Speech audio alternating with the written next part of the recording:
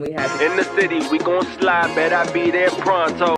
Yeah, so let's get into this quick vibe check. We really only got the one story for the day that I want to get check y'all vibe on. It's a lot of conversation associated with Kanye West, and we'll actually continue some of that conversation. Hey, it is what it is. But a bit more nuance is starting to take place now that Kanye has become such a bigger mainstay. Right now, we're starting to see the reverberations of his new found political influence. And the Huffington Post put out an opinion article.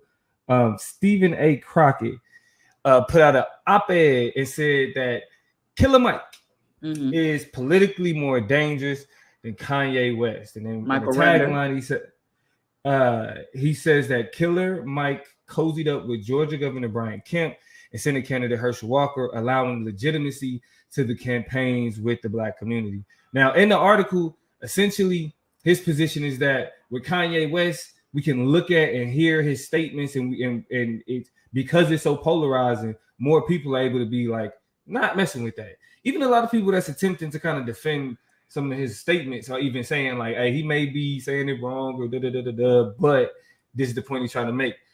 So what the point the article is making is that it's with something so polarizing, it's easy to see why it's wrong. But the issue with somebody like Killer Mike is supposed to be more like us. And what I mean like us, not like Black people, but like normal people. Kanye West he's in a everything about him, mind, everything else. Yeah. Right. You know what I'm saying? Different, we have different stratosphere. Yeah. But with Killer Mike is like he's supposed to think with more like the everyman. Okay. And so with him thinking more like the everyman, he's giving everyman legitimacy to people like Brian Kemp.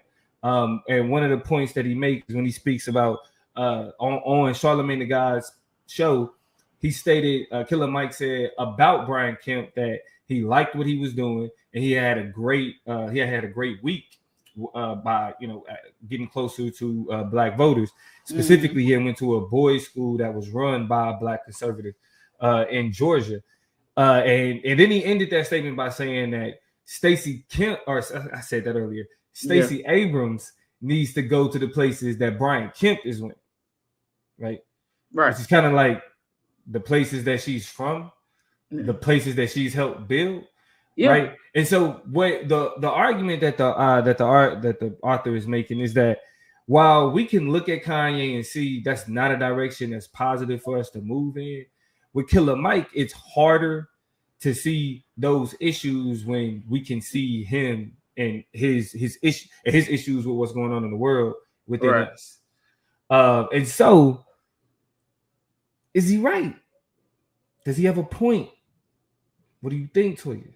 So wait, does he have a point about what? I want you to be precise. Does he have a point that because Killer Mike is more or like looks more like us, acts more like us, and supposedly thinks like more like us, when he's legitimizing really basic things that Brian Kemp is doing and Herschel Walker is doing, is that more dangerous than Kanye and his White Lives Matter and all of those types of rants? I think so, and the reason why is because there's a level of legitimacy given to Killer Mike that makes bullshit like aligning with Brian Kemp seem intriguing at the very least. It makes people lean into and potentially look at and give credibility and positivity to things that do not beseech them, do not serve them, and are not in their interest, right? So I think it's dangerous in the sense of Kanye, number one, doesn't exist in a way, at least for right now, right? He ran for president, but you know that was short-sighted and it almost seemed like a political stunty and like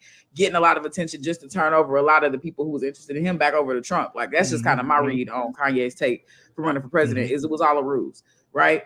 And so I don't think that investing air quote political capital into what Kanye is saying has as much depth and has as many implications as potentially investing political capital, time, and energy into being like, Killer Mike seems like us. You know, Michael Render seems like somebody who he makes himself familiar. He looks like me. He sounds like me. He is open-minded like I'm trying to be. Let me lean in and maybe give Brian Kemp a second lane. You shouldn't.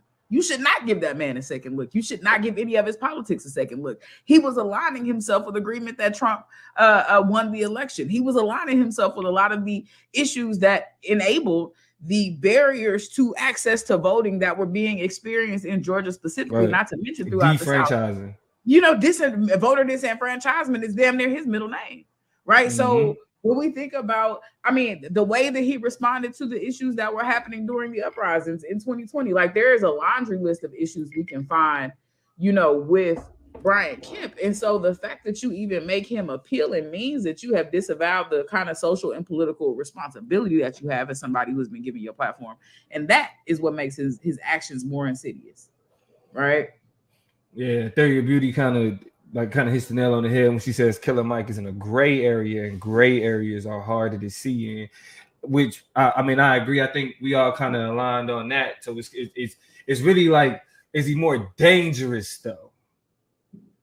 When we started talking about like getting into Killer Mike on the show, I sent y'all an article and kind of talked to y'all about how the Killer Mikes of the world kind of go under the radar and end up being the most kind of damaging to the system, because they have, as Black men, right? A lot of people say, well, Black men don't have privilege. They don't really have a lot of power, but you do, right? So understanding intersectionality, you are a particular voting base that particular candidates are looking to rile up to kind of invite. This is why Trump was able to win, because Black men and Black women diverged in who they supported and the candidates they supported during that election, right? So you apply that to what's happening with that article I was talking about. And they was talking about that like Black uncle logic, where on the outside, you seem so welcoming. You seem just all about, you know, goodwill and seem like you're very harmless or whatever. But this mentality is what allows for him to cozy up with people like Herschel Walker. He sat down and had a civil conversation with Herschel Walker and gave him a lot of the credibility that has given him, you know, space to move around in Georgia politics and to potentially line up a ballot in November. And so it's troubling, right? The way that he's been able to poise himself and align himself with people who just really don't represent the needs of Black people specifically in that state, or any people who want political representation for real. Yeah. And I mean, it also, I agree with it being more dangerous, which is why I'm glad we was able to start the show with this, because it's easy to get caught up in the Kanye debates. You know what I mean? But also ignore a lot of the ways that, like that, again, that like Black uncle, like, you know, you thinking it's a vibe, it's certain levels of understanding that we have, but then you reminded quickly that, yeah, it's a reason why they call us millennials. You know what I'm saying? So a lot of what we are accepting of and what we find okay, really it's off-putting to those older individuals, you know, especially that has that more conservative mindset. And then that's where that's what they always end up attaching themselves to. But I'm glad you was able to, you know, chime in on that. You got another point you want to add before? Well, no, I just you showed Donnell's comment up there, but I want to make sure we shout it out specifically. Donnell says it's more dangerous. Killer Mike has more diplomatic immunity with Black people than Kanye. So if he's validating any part of an inhumane ideology, it sends us into a destitute society, or it becomes a pipeline for that. So we got to do better. And by we're talking about the ignorance that lead us to fall into and buy a lot of manipulation and what we call as Black people playing in our face. Killer Mike is playing in our face. And for what? I haven't really figured out to what ends. Like, are you trying to run for something? You've had decades. He's been politically active in Georgia politics for like at least 10 years, if not more than that. So it's like, what's the end He was game? A Bernie Sanders supporter. How do you go from Bernie Sanders to Brian Kemp and Herschel Walker, bro? Weird shit. Like, what happened? But you know what? You know the funny thing about it, if this was anybody else, it would have been they paid him off. If they flipped the other way, if it was somebody that had hardline conservative positions, and then went the other way, it'd have been like, see, the liberals paid him off. There'd be some conspiracy theory. But this was the same dude that was talking about helping make corporate Crips and Bloods, right? Like on Trigger Warning with his show, riding with Bernie Sanders, really against the Clintons, mainly because how he didn't like how Bernie was treated, and he agreed with Bernie's policies more. But where is the connection between Bernie and Brian Kemp? Go ahead. It's confusing. And what I hate, because and where we see this lack of connection is where I think And I've talked about this before with Kanye, and I think we can see Killer Mike just as guilty of it. And it's trying to be these thought leaders. And it's nothing wrong with that, but you're so heavily invested in trying to play above the chessboard and reveal and fit into cracks and crevices and be super pliable and kind of meet in the places where you don't feel like Black people have gone far enough or met or really thought through, that you are disavowing a lot of these structural antagonisms and criticisms that shape the inevitability of how these systems function. You can't fix shit that's designed to be broken. You can't go in there above the board and kind of cozy up to people who have the ill will and disinterest of our communities at the forefront of their agendas. And so because you're so busy trying to be the one to do it different, you ignore what is and what shall always be. And I hate to be, that pessimistic about it, but I also, delve in a world of realism. That's where I stay at. You know what I'm saying? So I can't really kind of help that.